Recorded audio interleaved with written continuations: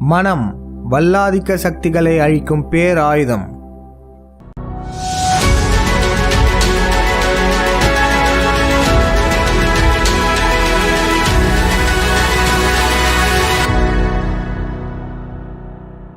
அனைவருக்கும் வணக்கம். சென்ற பகுதியில் நாம வேறு நம்ம மனசு வேறுன்றதை நம்ம பார்த்தோம். இந்த பகுதியில் மனதின் தன்மைகளை நம்ம பார்க்க போகிறோம். அதுக்கு முன்னாடி நம்ம 2 வீடியோத்தை பார்த்துட்டு வந்துடலாம். Now here is a video with irrefutable proof of demons at work.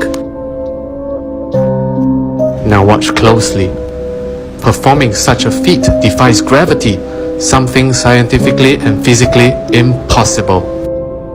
Here is where it gets really interesting. Look closely. You notice that black shadow or demon behind him?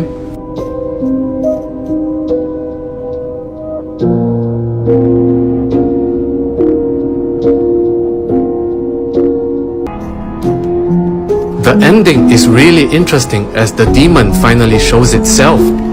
So, is this demons at work? இப்போ இந்த முதல் வீடியோத்தில் ஒரு கெட்ட சக்தி அங்கங்கே வந்துட்டு போகிறதுல உங்கள் கண்ணுக்கு தெரியுதா? அந்த கெட்ட சக்தி வேற ஒன்றும் இல்லை, க்ரீன் ஸ்க்ரீன் தான். இதே போல் வெளிநாட்டில் நடந்த ஒரு டான்ஸ் ஷோவில் காமிச்சிருப்பாங்க. இப்போ அதை போட்டு காமிக்கிறோம்.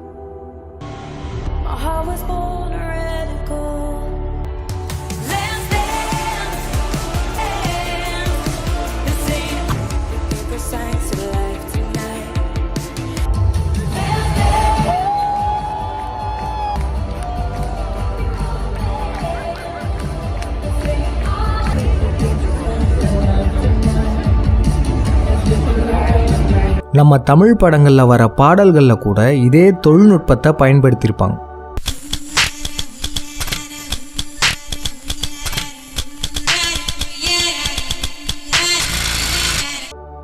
பார்த்தீங்களா? இந்த செட்டில் உள்ள எல்லாருக்குமே இது தெரியும், க்ரீன் ஸ்க்ரீன் தான். அப்படி இருந்தும் எப்படியெல்லாம் நடிக்கிறாங்க பாருங்க.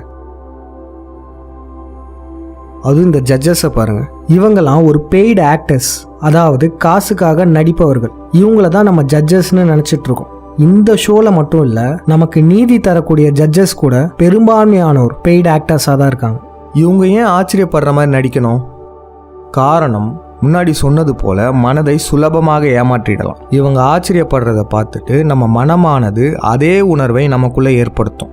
நம்ம நன்கு ஆராயாம விட்டுட்டோன்னா, அதாவது மனம் போன போக்கிலே போனோன்னா, நம்மளும் உண்மையாகவே ஆச்சரியப்படுவோம். இதுதான் இவங்களுடைய வெற்றியும் கூட. அடுத்த வீடியோ பாருங்க. கண்ணை கட்டிட்டு நீங்க எது காமிச்சாலும் வந்துட்டு அவங்க கரெக்டா சொல்றாங்க. ரெடியா நீங்க? ஆதார் கார்டு. பொன்முத்து ராமலிங்கம், ஃபாதர் பாஸ்கரன்.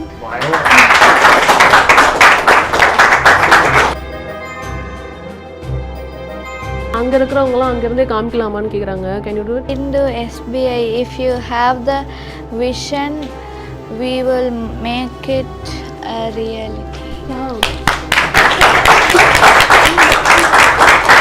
அடுத்தவங்க பர்ஸ்ல எவ்வளவு அமௌண்ட் இருக்குன்றது கூட கால்குலேட் பண்ணிடலாம்ல?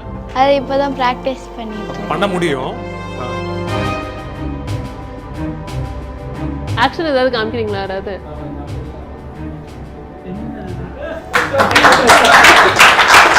அம்மா, இப்போ ஆக்சுவலாக நீங்கள் கையில் ஒரு கிளாத் வச்சுருக்கீங்க இல்லையா, மாஸ்க், அது இல்லாமல் வேறு மாஸ்க் யூஸ் பண்ணிவிட்டு உங்களால் கெஸ் பண்ண முடியுமா? அதை ட்ரை பண்ணி காமிக்கிறீங்களா? என் கையில் ஒரு ஆப்ஜெக்ட் இருக்குது, கீ செயின். இப்போ அவங்க ஒருத்தவங்க வந்து அங்கே ஆக்ஷன் காமிக்கிறாங்க துஷா. அவங்க என்ன பண்ணுறாங்கன்னு மட்டும் நீங்கள் சொல்லுங்கள். ரெடியா? ஹாய் வச்சாங்க.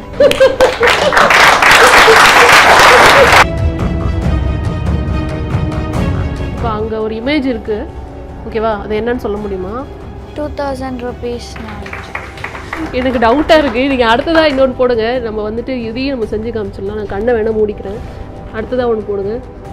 50 rupees note, 000. கண்ணை மூடி தான் பண்ணுறாங்க. இத்தனை பேரும் பல கேள்விகள் கேட்குறாங்க, இருந்தும் சரியான விடைகளை சொல்கிறாங்களே. சரி வாங்க, இதில் உள்ள உண்மைத்தன்மையை பார்க்கலாம். இவங்களுடைய கண்ணை உற்று நோக்கினாலே நமக்கு நல்லாவே தெரியும், இவங்களுடைய இடதுபுற கண் டிஸ்லோகேட் ஆயிருக்கு.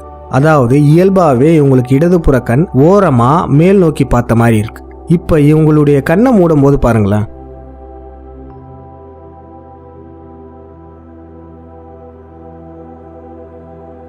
இடது புறத்தில் கொஞ்சம் ஓட்டை இருக்கிற மாதிரி வச்சுக்கிறாங்க. அதுவும் இதில் பாருங்க, கீழே குனிஞ்சு பார்க்குறாங்க.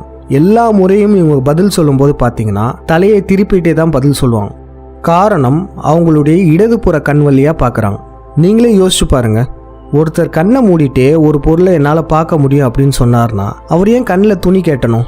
துணி கெட்டாமையே அவங்க பார்க்கலாம்ல. இந்த 2 விழத்து மூலம் நமக்கு என்ன தெரிய வருதுன்னா, நம் மனதை சுலபமாக ஏமாற்ற முடியும். அதனால இனிமே எந்த செய்தியை நம்ம கேட்டாலும் உடனே அது உண்மைன்னு நம்பிராம நன்கு ஆராய்ந்து அதனுடைய உண்மைத்தன்மையை நம்ம தெரிஞ்சுக்கணும். சரி, இப்போ நம்ம மனதின் தன்மைகளை பற்றி பார்க்கலாம். அதுக்கு முன்னாடி உங்களுக்கு ஒரு சிறு கேள்வி. மனிதர்களுக்கும் பிற உயிரினங்களுக்கும் உள்ள வித்தியாசம் என்ன? மற்ற உயிரினங்களை விட மனிதர்கள் இவ்வளவு அபார வளர்ச்சி அடைந்ததுக்கான காரணம் என்ன? இந்த ஆழமான கேள்விக்கான பதிலை தொல்காப்பியத்தில் நாம் பார்க்கலாம். 6 அறிவதுவே அவற்றோடு மனமே. இந்த பாடலின் மூலம் நம்ம எல்லாருக்கும் என்ன தெரிய வருதுன்னா, மனம்ன்றது 6ஆம் அறிவு. அதாவது மற்ற உயிரினங்களுக்கு 5 அறிவறிவும் இருக்குது. ஆனால் மனிதர்களாகிய நமக்கு தான் மனம்ன்ற ஒரு 6ஆம் அறிவு இருக்குது. எனவே மற்ற உயிரினங்களை விட மனிதர்கள் வேறுபட்டு காண்பதற்கான காரணம் அவங்களுடைய 6ஆம் அறிவு தான், அதாவது மனம். மனதோட தன்மைகளை எளிமையாக புரிஞ்சுக்கிறதுக்காக ஒரு சிறு கதையை பார்ப்போம். ஒரு சிறுவன், அவனுக்கு திடீர்னு பசி எடுத்தது. அவன் ஒரு பெட்டி கடைக்கு போய் ரசாயனங்கள் தடவப்பட்ட பன்னாட்டு நொறுகு தீனி வாங்குறான். அந்த நொறுகு தீனியோட இன்சுவை அவனுக்கு ரொம்பவே பிடிச்சி போச்சு. அடுத்த நாள் அவனுக்கு பசி எடுக்காமலே அதை சாப்பிடணும்னு தோணுது. அந்த பையனும் அதை வாங்கி சாப்பிட்றான். இதே போல் தினம் தினம் அவன் அந்த நொறுகு தீனியை வாங்கி சாப்பிட்றான். பல மாதங்கள் தொடர்ந்து வாங்கி சாப்பிட்றான். ஒரு நாள் சாப்பிட்டுக்கிட்டு இருக்கும்போதே வயிறு வலி வந்துருச்சு. உடனே என்ன பண்ணுறான்னா, உடனடி செரிமான பொடியை வாங்கி குடிச்சிட்றான். குடித்த சில நொடியிலேயே மயங்கி விழுந்துடுறான். கடைசியில் இறந்தும் போகிறான். சரி, இப்போ இன்னொரு கதையை பார்க்கலாம். ஒரு பெரியவர் அவரோட வியாபார நட்டத்தால் குடிக்க செல்றாரு. இதுவே பழக்கமாகி தினம் தினம் குடிக்கிறார்.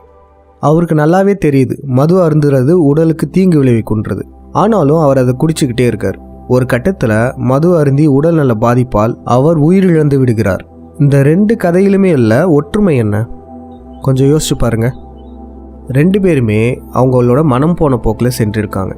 இவங்களோட மனமானது தினம் தினம் இவங்கள தூண்டி விட்டுருக்கு. அது தவறான செயல்னு தெரிஞ்சுமே அவங்க அதை செஞ்சுருக்காங்க. இந்த பன்னாட்டு ரசாயனம் ஊட்டப்பட்ட நொறுகு தீனி, அதுக்கப்புறம் மதுபானம், இது மட்டும் இல்லை, நாம் மனம் போன போக்கில் எந்த செயலை செஞ்சாலுமே கடைசியில் இவங்களோட நிலை தான் நமக்கு ஏற்படும்.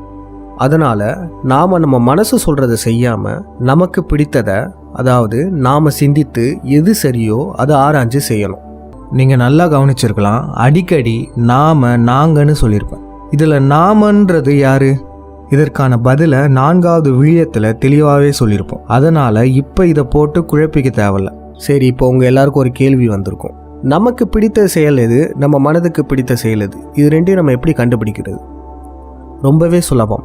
நாம் செய்யும் ஒரு செயல் நமக்கோ அல்லது பிற நல்லவர்களுக்கோ கெடுதல் செய்யுமாயின் அது மனதுக்கு பிடித்த செயல்னு அர்த்தம். இதுவே நாம் செய்யும் ஒரு செயல் நமக்கோ அல்லது பிற நல்லவர்களுக்கோ நன்மை செய்யுமாயின் அது நமக்கு பிடித்த செயல்னு அர்த்தம். எப்பயுமே நமக்கு பிடித்த செயல் தான் நம்ம செய்யணும்.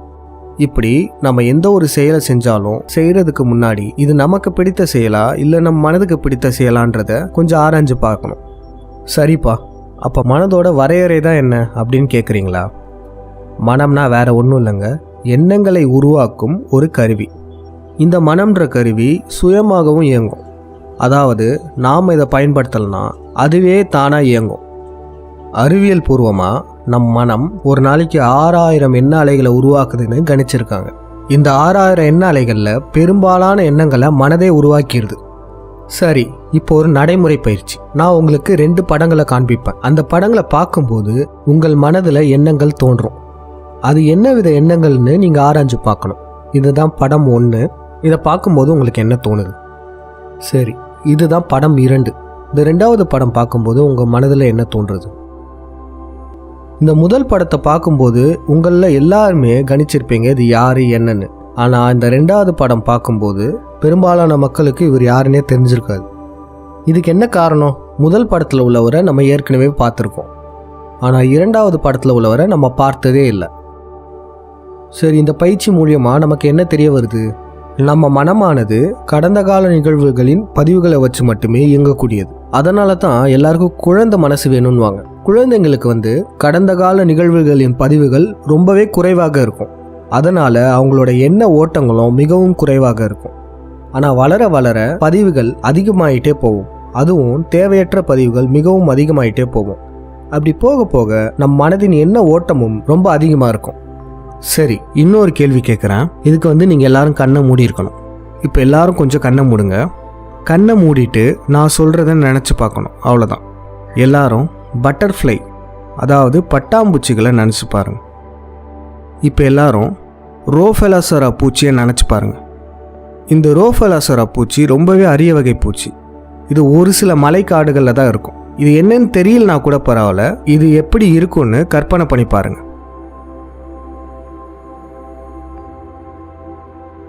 சரி, இப்போ எல்லாரும் கண்ணை திறந்துக்கலாம். முன்னாடியே சொல்லிட்டேன், மனம்ன்றது எண்ணங்களை உருவாக்கும் கருவி. இப்போ நான் சொன்னதை யோசிக்கும் போதும் கற்பனை பண்ணி பார்க்கும் போதும் உங்களுடைய மனதை நீங்கள் பயன்படுத்துகிறீங்க. உங்களுடைய மனம் நீங்கள் என்ன நினைக்கிறீங்களோ அதற்கு சம்மந்தப்பட்ட எண்ணங்களை உருவாக்கிட்டே இருக்கும். நான் முதல்ல பட்டாம்பூச்சின்னு சொல்லியிருப்பேன். அப்படி பட்டாம்பூச்சியை நினச்சி பார்க்கும்போது உங்கள் மனதில் என்னென்ன எண்ணங்கள் தோணுச்சு? ஒரு சிலருக்கு பச்சை நிற பட்டாம்பூச்சி தெரிஞ்சிருக்கலாம், ஒரு சிலருக்கு நீல நிற பட்டாம்பூச்சி தெரிஞ்சிருக்கலாம். இந்த மாதிரி ஒவ்வொருத்தருக்கும் ஒவ்வொரு விதமான பட்டாம்பூச்சி தெரிஞ்சிருக்கலாம். இதில் என்ன நடக்குதுன்னா, நான் பட்டாம்பூச்சியை நினச்சிக்கோங்கன்னு சொன்ன உடனேயே உங்கள் மனமானது கடந்த காலத்தில் சேகரித்த பட்டாம்பூச்சியை பற்றின பதிவுகளெல்லாம் வெளிப்படுத்தும். இன்னும் சொல்ல போனால், இப்போ உங்கள் மனதில் தோன்றிய பட்டாம்பூச்சியை கடந்த காலத்தில் நீங்கள் கண்டிப்பாக பார்த்துருப்பீங்க. ஒன்று நேரில் பார்த்துருப்பீங்க, இல்லை ஒரு பேப்பரில் பார்த்துருப்பீங்க, இல்லை டிவியில் பார்த்துருப்பீங்க. சரி, அடுத்ததாக நான் என்ன சொன்னேன்? ரோஃபெலாசரா பூச்சின்னு சொன்னேன். இந்த பேரை நீங்கள் யாருமே கேள்விப்பட்டிருக்க மாட்டீங்க. அதனால் நான் அந்த வார்த்தையை சொல்லும்போது உங்களுடைய மனம் தடுமாறி இருக்கும். ஏன்னா இப்போ நான் சொன்ன இந்த பூச்சியோட பேரை இதற்கு முன்னாடி நீங்கள் கேள்விப்பட்டதே இல்லை. இன்னும் சொல்ல போனால் இதுவும் பட்டாம்பூச்சியோட இன்னொரு பேர் தான். இதுலேருந்து நமக்கு என்ன தெரிய வருது? நம்ம மனம் உருவாக்கும் அனைத்து எண்ணங்களுமே நம்மளுடைய கடந்த கால பதிவுகள் தான். இப்போ எடுத்துக்காட்டுக்கு, இரவு நேரத்தில் எல்லாருக்குமே பேய் பயம் இருக்கும். நம்ம பின்னாடி ஏதோ ஒரு உருவம் இருக்கிற மாதிரி நமக்கு தோணும். இது உண்மையா பொய்யான்றதை எப்படி கண்டுபிடிப்பீங்க? ரொம்பவே சுலபம். நமக்கு பின்னாடி ஏதோ ஒரு உருவம் இருக்கிற மாதிரி நமக்கு தோணுதில்ல, அந்த உருவம் கடந்த காலத்தில் ஏதாச்சும் ஒரு படத்தில் பார்த்தீங்களான்றதை நீங்கள் பாருங்க. அப்படி கடந்த காலத்தில் அந்த உருவத்தை ஏதாச்சும் ஒரு படத்தில் பார்த்துருந்தீங்கன்னா, இப்போ உங்களுக்கு தோன்றிய காட்சியும் உங்கள் மனதில் தோன்றிய எண்ணமே தவிர வேற எதுவும் இல்லை. இதுக்கு நீங்கள் பயப்படவே தேவையில்லை. நான் முன்னாடியே சொன்ன மாதிரி தான், உங்கள் மனதை நீங்கள் பயன்படுத்தலைன்னா அது உங்களை பயன்படுத்திக்கும். அப்புறம் இந்த மாதிரி தான் தேவையே இல்லாத பயங்களெல்லாம் உருவாக்கும். அடுத்த பகுதி மிகவும் முக்கியமான பகுதி. அந்த பகுதியில் வல்லாதிக்க சக்திகள் நம்மளுடைய மனதை அவங்களுக்கு சாதகமாக எப்படி பயன்படுத்திக்கிட்டு இருக்காங்கன்றத நம்ம பார்க்க போகிறோம். சரி, ஒரு நடைமுறை பயிற்சி. நீங்கள் ஒரு நாளைக்கு உங்களுக்கு பிடித்த விடயங்கள் என்ன செய்கிறீங்க, உங்கள் மனதுக்கு பிடித்த விடயங்கள் என்ன செய்கிறீங்கன்னு நீங்கள் கவனித்து பார்க்கணும். நன்றி, வணக்கம். சென்ற பகுதியிலேயே நீங்கள் பல கேள்விகள் கேட்டிருக்கீங்க. அந்த பல கேள்விகளுக்கான பதில் நம்ம அடுத்தடுத்த விடயங்கள்லேயே இருக்கும். அந்த பதில்களெல்லாம் இப்பயே நம்ம சொல்லிட்டோன்னா அப்புறம் சுவாரஸ்யமாக இருக்காது. அதனால் இப்போ நம்ம என்ன பண்ண போகிறோன்னா, உங்களுக்குள் எழும் சந்தேகங்கள், கேள்விகள் எல்லாத்தையுமே நீங்கள் பின்னூட்டத்தில் பதிவிடலாம். எல்லா பகுதிகளையும் முடிச்சுட்டு கடைசியாக கேள்வி பதில்னு ஒரு விழயத்தை போடுவோம். அந்த விழயத்தில் நீங்கள் கேட்ட எல்லா கேள்விகளுக்கான பதிலும் இருக்கும். நன்றி, வணக்கம்.